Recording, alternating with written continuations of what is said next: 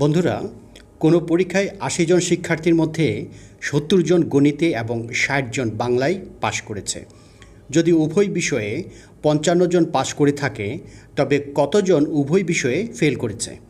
এই অঙ্কটি বন্ধুরা আমি ধাপে ধাপে সুন্দরভাবে বুঝিয়ে দিচ্ছি।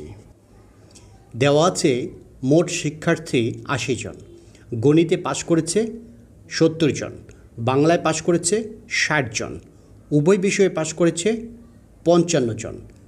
বের করতে হবে উভয় বিষয়ে ফেল করেছে কতজন। সমাধানের ধাপসমূহ।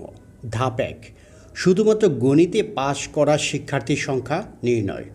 শুধুমাত্র গণিতে পাশ করেছে এমন শিক্ষার্থীর সংখ্যা বের করতে হলে গণিতে পাশ করা মোট শিক্ষার্থী থেকে উভয় বিষয়ে পাশ করা শিক্ষার্থীর সংখ্যা বিয়োগ করতে হবে।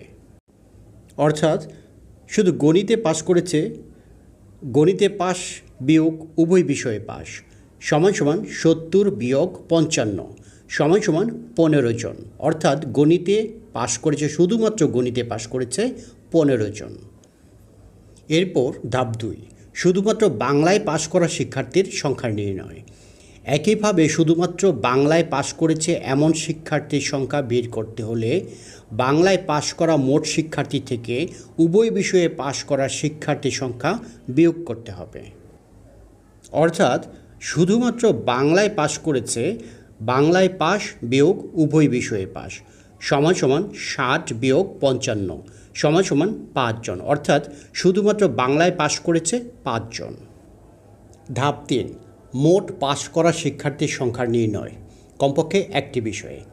মোট কতজন শিক্ষার্থী অন্তত একটি বিষয়ে পাশ করেছে তা বের করতে হলে শুধুমাত্র গণিতে পাশ করা, শুধুমাত্র বাংলায় পাশ করা এবং উভয় বিষয়ে পাশ করা শিক্ষার্থীর সংখ্যা যোগ করতে হবে। অর্থাৎ মোট পাশ করা শিক্ষার্থী সমান সমান শুধুমাত্র গণিতে পাশ প্লাস শুধুমাত্র বাংলায় পাশ প্লাস উভয় বিষয়ে পাশ। এই তিনটা যদি যোগ করি ১৫ যোগ ৫ যোগ ৫৫ সমান সমান ৭৫ জন মোট পাশ করা শিক্ষার্থী। এখন আমরা উভয় বিষয়ে ফেল করা শিক্ষার্থীর সংখ্যা নির্ণয় করব ধাপ ৪-এ। সর্বশেষ ধাপ এটা। মোট শিক্ষার্থী থেকে মোট পাশ করা শিক্ষার্থীর সংখ্যা বিয়োগ করলেই আমরা উভয় বিষয়ে ফেল করা শিক্ষার্থীর সংখ্যা পেয়ে যাব। অর্থাৎ উভয় বিষয়ে ফেল করেছে সমান সমান মোট শিক্ষার্থী বিয়োগ মোট পাশ করা শিক্ষার্থী সমান সমান ৮০ বিয়োগ ৭৫ সমান সমান ৫ জন। সুতরাং উভয় বিষয়ে ফেল করেছে ৫ জন শিক্ষার্থী।